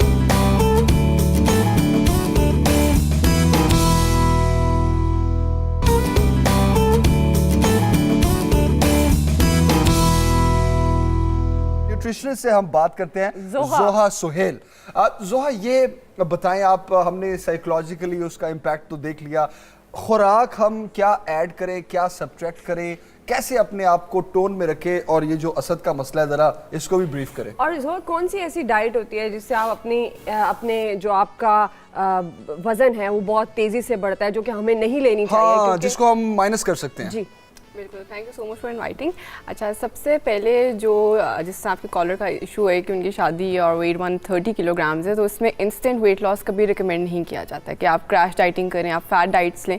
फैट डाइट्स ऐसी डाइट्स हैं जो कि इंस्टेंट वेट लॉस तो करवाती हैं, लेकिन आफ्टर इंस्टेंट वेट लॉस वो बहुत ज़्यादा डीजेनरेटिव डिसऑर्डर्स करवा देती हैं, जिनको फिर ख़त्म करना बहुत टफ हो जाता है। तो इसलिए बहुत इंपॉर्टेंट है कि बहुत ग्रेजुअल वेट लॉस पे जाएँ, इंस्टेंट वेट लॉसिंग के ऊपर ना जाएँ।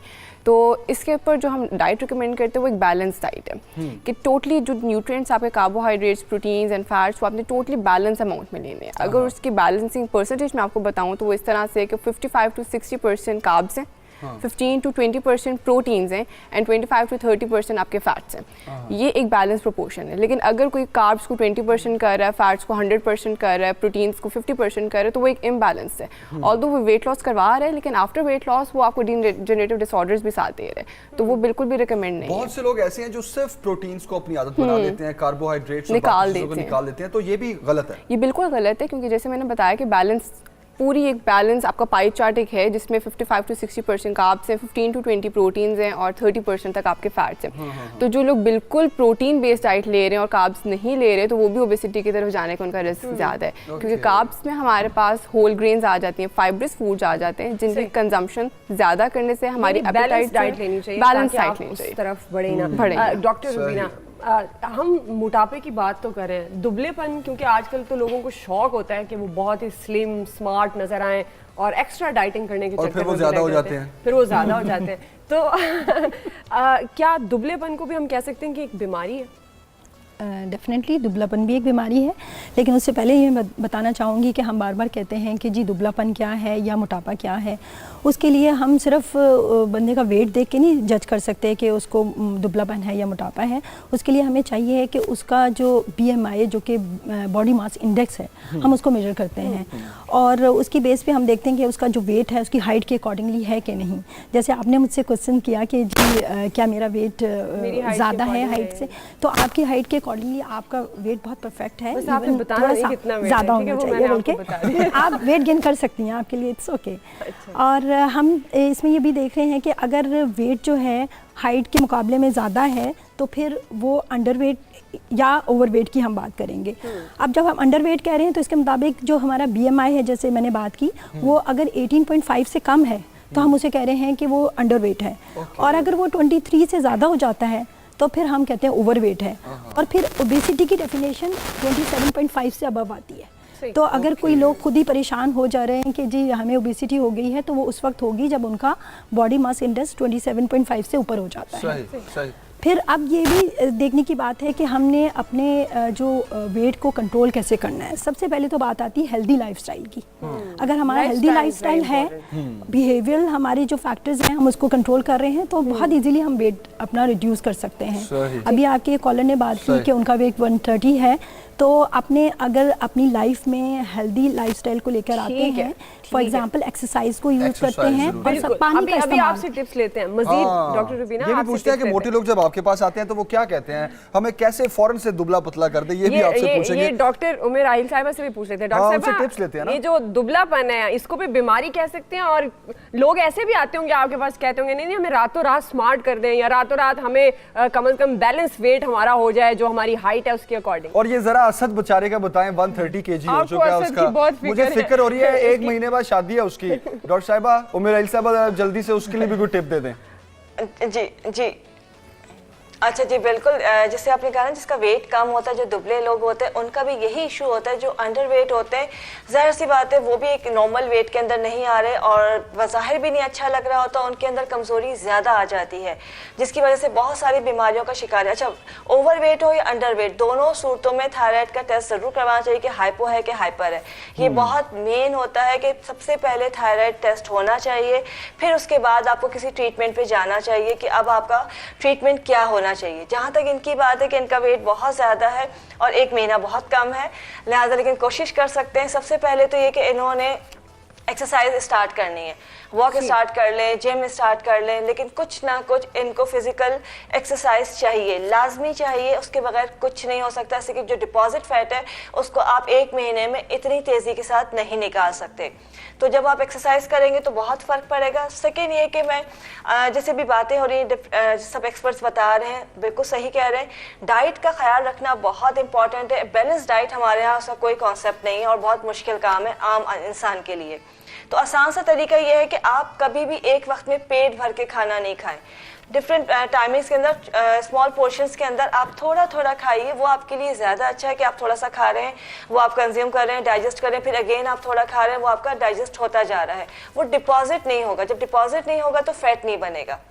ये बहुत इंपॉर्टेंट है। हमारे यहाँ होता है कि जी सुबह खा लिया बहुत रश के, फिर दोपहर में बहुत ही ज़्यादा खा लिया और रात को ओवर ईटिंग कर ली, तो वो जो खाया जाता है वो जब डिपॉजिट होता है तो आपकी ज़रूरत के अलावा जो एक्सेस होता है वो जमा होना शुरू होता है, वो फैट बनता चला जाता है। ठीक है, ये तो एक रीजन हो गई, ये तो एक टिप हो गई उमैर साहिबा। 1 मिनट दें जरा, कॉलर हम ले लें फैसलाबाद से, मोहम्मद वसीम, फिर इसको कंटिन्यू करते हैं। मोहम्मद वसीम, क्या कहना चाहेंगे? अस्सलाम वालेकुम। वालेकुम अस्सलाम। आप दोनों हमेशा की तरह आज भी बहुत ज्यादा खूबसूरत लग रहे हैं। अरे वाह, थैंक यू, बहुत शुक्रिया। अच्छा, मेरा क्वेश्चन ये है कि मैंने डॉक्टर उमैर से पूछना है कि मेरा ना वेट ना गेन करना चाहता हूँ मैं, कि मैं सॉफ्टवेयर इंजीनियरिंग का स्टूडेंट हूँ, तो लगता हूँ कि 8th क्लास का स्टूडेंट हूँ मैं। ये हिसाब है मेरा कि बहुत ज्यादा ना मेरे अंदर वीकनेस बहुत ज्यादा। अच्छा, एज कितनी है आपकी? मेरी एज है 20 एज हो गई है मेरी। ठीक है, और आपकी हाइट कितनी है? बढ़ नहीं रहा, 20 एज के मुताबिक मेरा वेट है ना जो उस हिसाब का नहीं है। वसीम, हाइट कितनी है? 5'6" आपकी, और अभी वेट कितना है? अभी मैंने वेट तो नहीं किया, लेकिन आप ये कहने कि मेरा वेट बहुत ज्यादा कम है।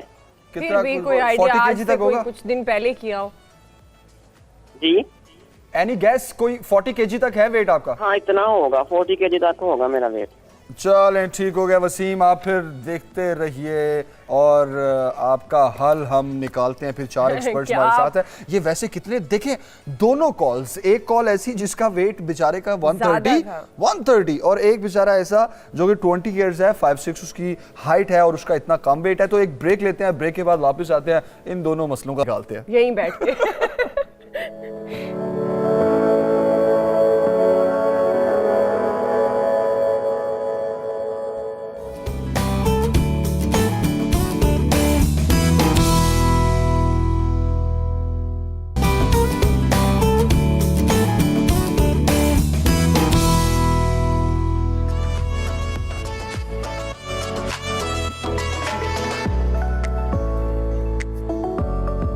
Welcome back once again. Umair Ahil Sahiba, बात हो रही थी एक कॉलर जो असद थे उनके लिए तो आपने टिप दे दी कि वो बहुत मोटे हैं, वो क्या करें, पोर्शन में खाना खाएं। अब वसीम एक कॉलर थे जिनका वेट बहुत ज़्यादा कम है, वैसे तो वो सॉफ्टवेयर इंजीनियर कहते हैं, लगता मैं 8th क्लास का स्टूडेंट हूँ, तो उसके लिए भी टिप दें ज़रा। बिल्कुल दे रही हूँ, और वेट के लिए ज़रूर एक टिप और दूंगी, इसलिए कि जो भी ओवर वेट है उनके लिए बल्कि मैं पहले देना चाहूँगी। और कोई बहुत मुश्किल चीज़ नहीं बताऊँगी, बहुत ही आसान, जिनका भी वेट बढ़ रहा है, जो भी अपने वज़न की वजह से परेशान है, उन सब के लिए और इंतहाई आसान। आपने मसाला टी सुना होगा, लेकिन एक जो अब मैं मसाला टी बताऊंगी वो बहुत ही ईजी है कि आपके घर में गरम मसाला मौजूद होता है। आपने 2 कप पानी लेना है, 2 कप पानी के अंदर तकरीबन एक छोटा सा टुकड़ा अदरक का डालना है, कड़ी पत्ता डालना है 4 से 5 अदद। उसके बाद जो है गरम मसाला, उसमें लौंग आ गई है, दालचीनी है, आपके काली मिर्च है, और उसके साथ तेज पत्ता है, जीरा है और सौंफ है। ये 6 चीज़ें आप डालें। अदरक अलग से डाली है आपने और करी पत्ता अलग, तकरीबन 8 चीज़ें डाल के आप इसको खूब पकाएंगे। जब पानी जो है 1 कप रह जाएगा, इसको आपने छानना है और छान के और इसमें थोड़ा सा शहद मिला लें मिठास के लिए, टेस्ट के लिए, और ये आप रोज़ाना पीना शुरू कीजिए। जो पहले हमारे कॉलर थे उन्होंने कहा था उनकी भूख कंट्रोल नहीं हो रही है, तो वो जब पिएंगे तो एक तो फैट को ही बहुत तेज़ी के साथ निकालता है और दूसरा जो है इससे आपकी भूख भी कंट्रोल होती है। और इसके साथ साथ जो दूसरे कॉलर हैं, अच्छा दूसरे जो कॉलर हैं उन्होंने कहा था कि वेट नहीं बढ़ा, जबकि वेट बढ़ाना खासा आसान होता है, लेकिन कुछ चीज़ों की एहतियात करनी होती है। एक्चुअली होता है कि हम समझते हैं कि जी वेट कम है तो बहुत ज़्यादा खाना शुरू कर दिया जाए, ऐसा नहीं होता है। बैलेंस डाइट तो हर जगह ज़रूरी है, चाहे वेट ज़्यादा हो चाहे कम हो। सबसे पहले जो एक बहुत ही आसान सी मैं आपको टिप देना चाहूँगी वो ये है कि खजूर ले लीजिए, तकरीबन 5 अदद खजूर ले लीजिए और एक मीडियम साइज़ का, बल्कि हाफ के करीब जो है खीरा ले लीजिए, क्यूकम्बर, या ककड़ी है तो ककड़ी ले लीजिए। इन दोनों में से जो भी इजीली मिल जाता है, आपको ककड़ी भी आई हुई है, ककड़ी भी ले सकते हैं, नहीं तो खीरा ले सकते हैं। इन दोनों को आपने 1 गिलास दूध में डाल के शेक बनाना है। तकरीबन बहुत हैवी शेक बन जाता है ये। 5 खजूर हो गई है, आधा खीरा या 1 ककड़ी ले ली है और 1 गिलास दूध लिया है, फ्रेश मिल्क लेके आपने इसको ब्लेंडर में डाल के शेक बनाना है। शहद डाल सकते हैं इसके अंदर, आप गुड़ डाल सकते हैं इसके अंदर आप। और इसका जब शेक बन जाएगा तो ये सुबह के बाद तकरीबन 10 से 11 बजे करीब अगर आप पीते हैं, इसको डाइजेस्ट करने में भी होने में टाइम लगता है, इससे कि बहुत हैवी होता है। आप इसको पीना शुरू कीजिए तो आपको अंदाज़ा होगा कि वेट बहुत अच्छा बढ़ता है और बहुत ही अच्छे अंदाज से और जल्दी वेट बढ़ता है और कमजोरी भी नहीं होती है। और इसके अलावा ये भी नहीं होगा कि आप बड़ा अच्छा टोटका आपने दे दिया। जोहा, क्या वाकई ये हेल्पफुल है? कितनी देर तक करना चाहिए? कीटो डाइट एक फैट डाइट है, यानी कि एक फैशनेबल डाइट है जो कि इंस्टेंट वेट लॉस कहती है, लेकिन उसके बाद वही जैसे मैंने बताया था कि डिजीजेस साथ लेके आती है। डायबिटीज़ का रिस्क, CVD का रिस्क, दोबारा से वेट गेन होने का रिस्क कीटो डाइट के बाद इंक्रीज़ हो जाता है। कीटो डाइट में सारी जो प्रोपोर्शंस है हमारे मैक्रोन्यूट्रिएंट्स की वो डिस्टर्ब हो जाती हैं। फैट्स बहुत ज़्यादा हो जाते हैं, प्रोटीन्स मॉडरेट में आ जाते हैं और कार्ब्स सिर्फ 5% तक आ जाते हैं, जो कि बैलेंस में 50 to 60 तक होने चाहिए। तो ये नहीं करनी चाहिए, बिल्कुल भी नहीं करनी चाहिए, बिल्कुल नहीं लेनी चाहिए। बहुत से जो कि स्टेटस कॉन्शियस लोग आ जाते हैं, ट्रेंड्स को फॉलो करने वाले आ जाते हैं, वो इसको फॉलो कर रहे हैं सिर्फ अपने आप को अपडेटेड शो करने के लिए, लेकिन उनको नहीं आइडिया कि उनकी हेल्थ के ऊपर इसका जो इम्पैक्ट है वो बहुत नेगेटिव इम्पैक्ट। तो इसको थोड़ा अपग्रेड कर सकते हैं कीटो डाइट को, कोई मतलब अपडेट इस तरह से कर सकते हैं कि जो कीटो डाइट के इंग्रेडिएंट्स हैं वो आप बैलेंस डाइट में एंटर कर लें। कीटो डाइट में जो बेसिक इंग्रेडिएंट है वो गुड फैट्स हैं, यानी कि कीटो का मतलब ये है कि जो फैट से चीज़ें हमें मिल रही हैं, तो उसके अंदर गुड फैट हमारे पास आ रही है। इसमें ऑलिव ऑयल्स हैं, कोकोनट ऑयल है, पाम ऑयल है, तो आप वो अपनी बैलेंस डाइट में डाल लें। आप बनास्पति घी, ट्रांस फैट, डीप फ्राइड चीज़ें उनको निकाल दें बाहर। सही, कुछ ऐड कर लें, कुछ ऐड कर लें और बाकी जो चीज़ें हैं वो निकाल लें, लेकिन प्रोपोर्शन जो है उसको मेंटेन रखना है। ये नहीं करना कि आप फैट्स जो हैं वो 100% ले लें, 80% ले लें, 30% तक ले लें, और वो हर इंडिविजुअल के अपने प्लान के अकॉर्डिंग हम उसको बताते हैं कि कितने सर्विंग्स आप ले सकते हैं। सही। अच्छा, लेकिन मेरे ज़हन में एक सवाल आ रहा था जो सोबिया साहिबा के लिए। बहुत ज़्यादा हम बात कर रहे थे पहले भी कि डिप्रेशन में जब आती हैं तो ख़वातीन मोटी हो रही हैं तो वो अपना ख्याल रखना छोड़ देती हैं, या हम ये समझ रहे होते हैं यार अब हम अच्छे नहीं लग रहे तो ठीक है अब अपनी केयर भी नहीं करनी है। एहसास कमतरी भी हो जाता है। जी, एहसास कमतरी भी हो जाता है। और डिप्रेशन से मैं ये जानना चाह रही हूँ, क्या डिप्रेशन अगर है आपको किसी भी चीज़ का, इवन अपने ही मोटापे का या दुबलेपन का, तो क्या उससे वो बीमारी चाहे वो मोटापा हो या दुबलापन हो बढ़ता है? बिल्कुल बढ़ता है। देखें, सबसे ज़्यादा इम्पॉर्टेंट चीज़ होती है डिप्रेसिव स्टेट के अंदर पेशेंट क्या करता है या पर्सन जो भी होता है वो अपना ख्याल रखना छोड़ देता है। जब ख्याल रखना छोड़ देता है तो अपना जो ज़हरी उसका लुक है उसके हवाले से वो ख्याल नहीं रखेगा। जैसे ज़्यादातर ख़वातीन कहती हैं अब हमें कौन देखेगा, अब हमें क्या करने की ज़रूरत है, अब हमें बनने संवरने की क्या ज़रूरत है।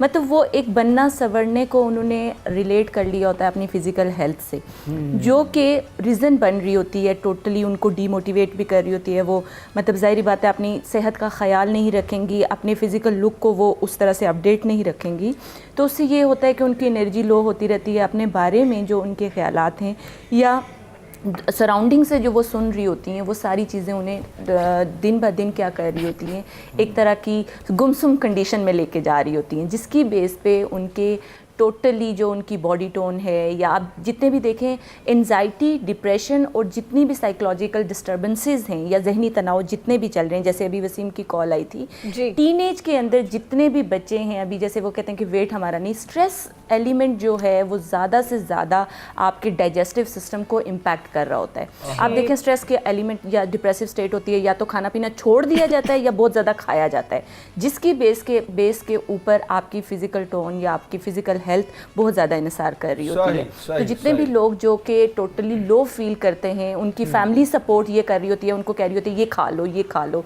हमारे कल्चर के अंदर तो ये सारी चीज़ें ट्रेंड में आ जाती हैं, जिसकी बेस पे वो हेल्प आउट कर रहा होता है। एक बात तो तय जो हो भी गई, ऐसा Sobia give me a minute, एक बात तो तय हो गई कि डिप्रेशन किसी भी किस्म का नहीं लेना। आप दुबले पतले हैं, आप मोटे हैं, कोई भी परेशानी है, कोई भी आपको कोई टेंशन है, आप डिप्रेशन में आपने बिल्कुल नहीं जाना, ठीक है। अच्छा, मैं आपसे ये पूछना चाहूंगा, और स्पेशली लोगों के कमेंट के ऊपर अपने, हाँ बिल्कुल, लोगों की बातों पे तवज्जो नहीं देनी, कान नहीं धरने, ठीक है, 2 कान इसलिए एक से सुने दूसरे से निकाल दे, टेंशन बिल्कुल ही लेनी। रुबीना साहिबा, बहुत से लोग ऐसे हैं, एक रुझान हमने और भी देखा पिछले दिनों, बहुत ट्रेंडी हो चुका था लाइपोसक्शन, बहुत सुना हमने कि लोग चर्बी निकलवाने के लिए बहुत ज्यादा, जनाब ये तो बड़ा बेस्ट तरीका आ गया, इसको आप रिकमेंड करती हैं? आप क्या समझ? मैं बिल्कुल भी इसको रिकमेंड नहीं करती, क्योंकि लाइपोसक्शन के अपने बहुत सारे कॉम्प्लिकेशंस हैं जो कि बाद में हो सकते हैं।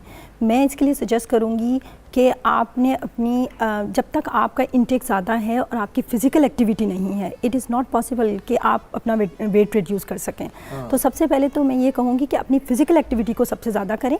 जैसे हमें पूरे हफ्ते में 300 मिनट्स चाहिए कि जो हम फ़िज़िकल एक्टिविटी करें, तो हम इसको डिवाइड कर सकते हैं कि या तो हम हफ्ते में 5 दिन जो है 1-1 घंटा वॉक कर लें। आप नॉर्मल वॉक करें, बस वॉक करने की भी ज़रूरत नहीं है, सिर्फ आप नॉर्मल वॉक करें। अगर हफ्ते में 5 दिन कर रहे हैं 1 घंटा के लिए, तो आप कभी भी ये नहीं हो सकता कि आपका वेट गेन हो। या फिर हम ये कर सकते हैं कि 7 दिन जो है 45 मिनट्स के लिए वॉक कर लें। और बहुत सारे ऐसे लोग हैं जो कि वॉक नहीं कर पाते हैं, या तो उनको जॉइंट का प्रॉब्लम है या बैकेक है, कोई इस तरह की प्रॉब्लम्स है, तो उन लोगों को मैं सजेस्ट करूँगी कि वो स्विमिंग करें, क्योंकि स्विमिंग एक बहुत ही अच्छी एरोबिक एक्सरसाइज है, जिसके साथ हम अपने आप को बहुत ज़्यादा एक्टिव भी रख सकते हैं, फिट रख सकते हैं। वो लोग जो वॉक भी नहीं कर सकते, लाइक उनकी रूटीन ऐसी है, लेट्स सपोज किसी की टांग का मसला है, तो उनको पेन है, या वो इतना मोटापा ही इतना ज़्यादा है कि उनसे वो, तो उस सूरत में वो क्या एक्सरसाइज करें? देखिए, जैसे मैंने कहा कि स्विमिंग के साथ वो लोग स्टार्ट कर सकते हैं, जिनको बैकेक का प्रॉब्लम है, जॉइंट का प्रॉब्लम है, या उनको मोटापा है, तो वो स्विमिंग की एरोबिक एक्सरसाइजेस से स्टार्ट कर सकते हैं। अब ये देखें, हमारे यहाँ वुमेन में ओबेसिटी बहुत ज़्यादा है, मोटापा बहुत ज़्यादा है। इसकी क्या वजह है?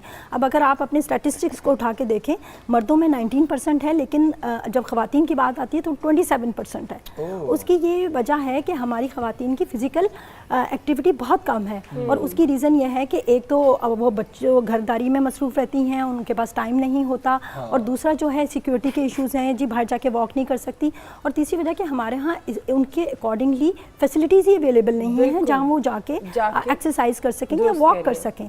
तो इसके लिए हमें बहुत ज़रूरी है कि एक तो वो कोशिश करें कि अगर तो घर के अंदर कोई ऐसी फैसिलिटी अवेलेबल है जहाँ पे वो समझती हैं, वो अपने आप को इनसिक्योर फील करती हैं आउटसाइड, वो उसको यूटिलाइज़ करें। लेकिन मोहल्ले में देखें कोई ऐसी पार्क्स हैं या ग्रुप्स में एक्सरसाइज मस्ट है, बेशक अपने रूम से शुरू कर लें। और आपको डाइट करने की बिल्कुल भी ज़रूरत नहीं है कि आप डाइटिंग करें, क्योंकि डाइटिंग जो है आपकी हेल्थ के लिए बहुत ज़्यादा आगे जाके नुकसानदेह। जैसे हमारी जो बच्चियाँ हैं अंडर 18, वो एडोलेसेंट एज में आते ही डाइटिंग स्टार्ट कर देते हैं, बहुत रुझान है, क्योंकि उसका जो उस वक्त उनको फील नहीं होता, लेकिन आफ्टर 10 ईयर्स हमारी लाइफ पे, हमारी हेल्थ पे उसके असरात जाहिर होना शुरू हो जाते हैं।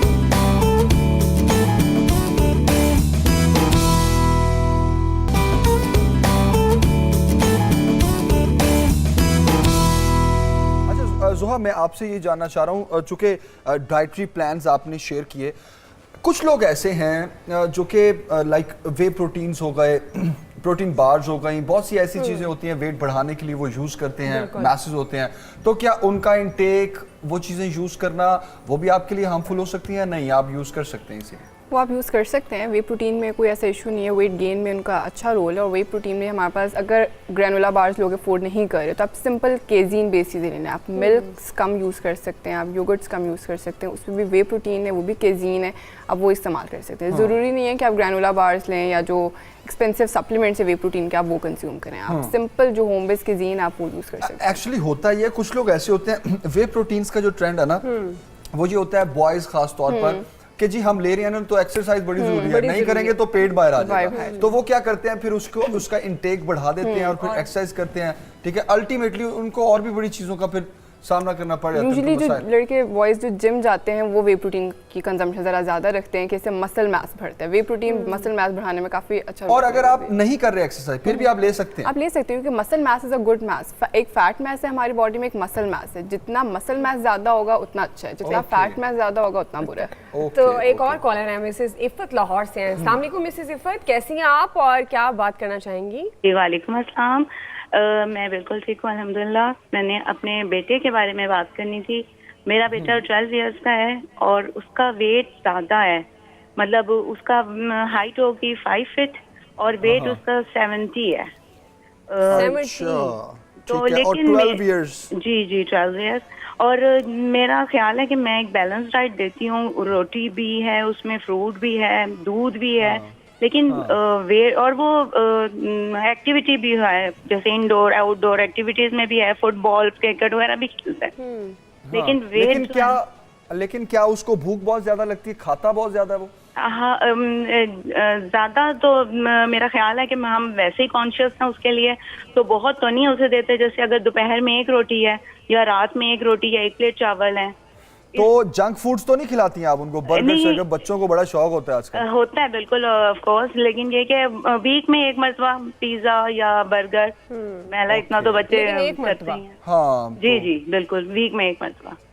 ठीक है मिसेस इफ़त, आप देखते रहिए सुबह सवेरे पाकिस्तान। पहले हम डॉक्टर उम्मे राहिल साहिबा से पूछ लेते हैं। डॉक्टर साहिबा, आपने मिसेस इफ़त की बात सुन ली, उन्हें अपने बेटे का प्रॉब्लम है, वो डाइट कॉन्शियस भी हैं, उनको लेकर इंडोर आउटडोर एक्टिविटीज भी हैं, लेकिन उसका वेट बहुत ज्यादा है और उसकी कुछ डिटेल्स ये हैं कि वो 5'6" हाइट है, 12 इयर्स ओल्ड है और वेट जो है वो 70 kg।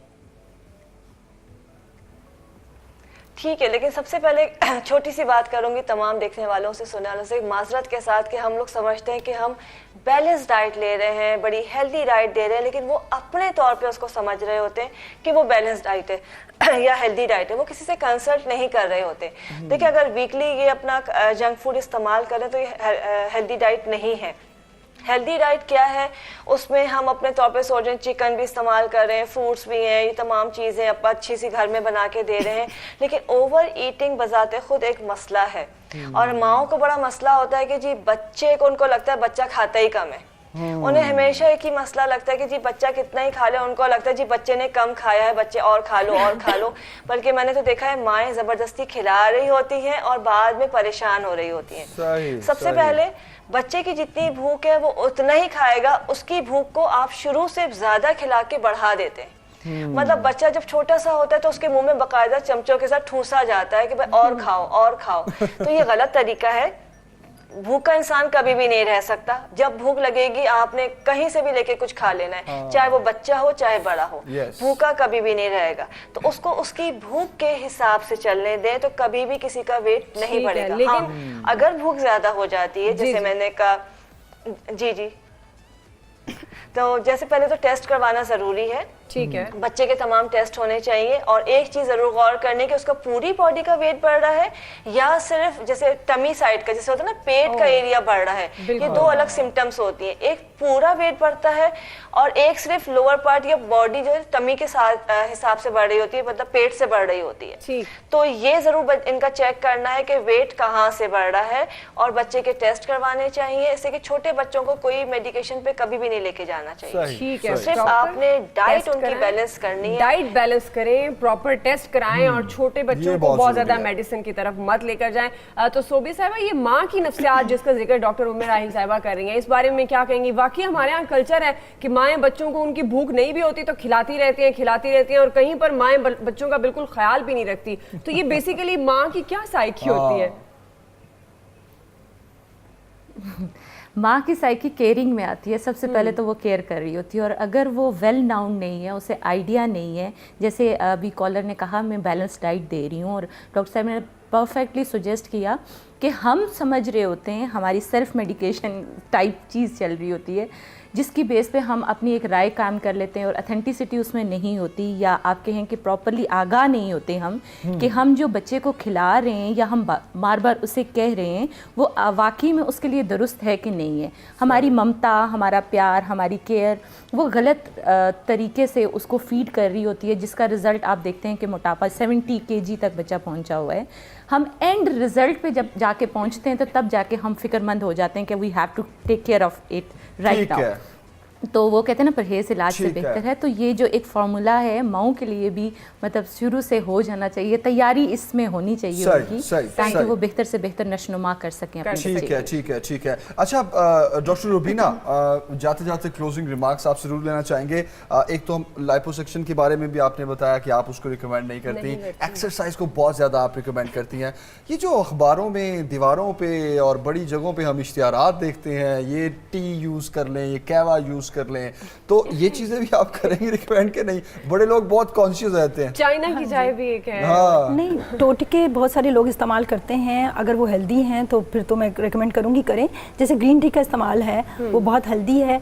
दूसरा ये है कि मैं अपने सामीन को कहना चाहूँगी कि अगर वो वेट रिड्यूस करना चाहते हैं, उसका बड़ा ही एक आसान हल है कि सुबह उठ के 4 गिलास पानी पिएं और उसके 45 मिनट्स के बाद अपना ब्रेकफास्ट लें, और दिन में भी पानी का इस्तेमाल ज़्यादा से ज़्यादा करें, क्योंकि फ़ैट को डिज़ोल्व करने के लिए जितना हम पानी पीते हैं वो उतना ही बेहतर है। और ये एक हेल्दी है, हमारी स्किन भी बेहतर रहती है, हमारे ऑर्गन्स के डिफरेंट ऑर्गन्स का फंक्शन बेहतर रहता है। दूसरा ये कि हाई फाइबर डाइट होनी चाहिए हमारी। अगर सुबह उठ के 2 चम्मच इसबगोल का इस्तेमाल कर लिया जाए और इसको रूटीन बना लिया जाए तो ये भी कोलेस्ट्रॉल को और फैट को कम करने में बहुत मददगार साबित होता है। और तीसरा जो है टोटका मैंने बताया, एक्सरसाइज एक्सरसाइज एंड एक्सरसाइज। ठीक है, ये हो गया टोटका मोटापे का। तो अब जोआ से पूछ लेते हैं जो दुबले पतले हैं उनके लिए क्या चीज़ ऐड करें अपनी डाइट में? अपनी डाइट में दुबले पतलों लोगों के लिए भी ये है कि वो सिर्फ क्वांटिटी को ना बढ़ाएं, क्वालिटी ऑफ डाइट भी इम्प्रूव करें। लोग क्या करते हैं कि दुबले पतले लोगों को लगता है कि हम ज़्यादा खाएंगे तो हम मोटे होंगे और हमारा वेट गेन होगा, वो जंक की तरफ आ जाते हैं। जंक फूड की डेफिनेशन बेसिकली यही है कि जो आपको कैलोरी डेंस चीज़ें दे रहा है लेकिन न्यूट्रिशनली डेंस नहीं दे रहा। कैलोरीज पे कैलोरीज आपको देगा, आपको मोटा करेगा, लेकिन आपको न्यूट्रिशनल डेंस नहीं देगा। और जब न्यूट्रिशनली डेंस चीज़ें हम नहीं लेंगे तो एक हिडन हंगर एक टर्म है जो आपको नजर आने लग जाएगी। आप कह रही हैं कि क्वालिटी ऑफ डाइट को फोकस करें, क्वांटिटी को बिल्कुल। ठीक है जी, बहुत शुक्रिया, थैंक यू सो मच, आप सबका बहुत शुक्रिया। आज हमने दुबलेपन पे और मोटापे पे बात की एंड वी होप हमारे कॉलर समेत हमारे देखने वालों की बहुत सी इसमें रहनुमाई होगी। अब जो मोटे लोग हैं टेंशन न लें, जो दुबले हैं टेंशन न लें, अपनी डाइट को चाहिए, डिप्रेशन टेंशन को भूल जाएं, ये भी बड़ा मैटर करती है। बिल्कुल। और इसी के साथ ही आज के प्रोग्राम का वक्त भी खत्म हो गया। से आज के दिन इजाजत चाहेंगे, कल संडे है तो हम दुआ करेंगे आपका संडे बहुत अच्छा गुजरे, एंजॉय करें, और आपसे मुलाकात होगी परसों यानी मंडे को। लेकिन कल बेस्ट ऑफ सुबह सवेरे पाकिस्तान देखना नहीं भूलना, बेस्ट ऑफ देखना नहीं भूलना, फीडबैक देना भी नहीं भूलना। पूरे हफ्ते का बेस्ट ऑफ देखेंगे ना आप, तो फीडबैक का हमें इंतजार रहेगा आपका। इंशाल्लाह आपसे मुलाकात होगी मंडे को। अल्लाह हाफ़िज़, बाय बाय।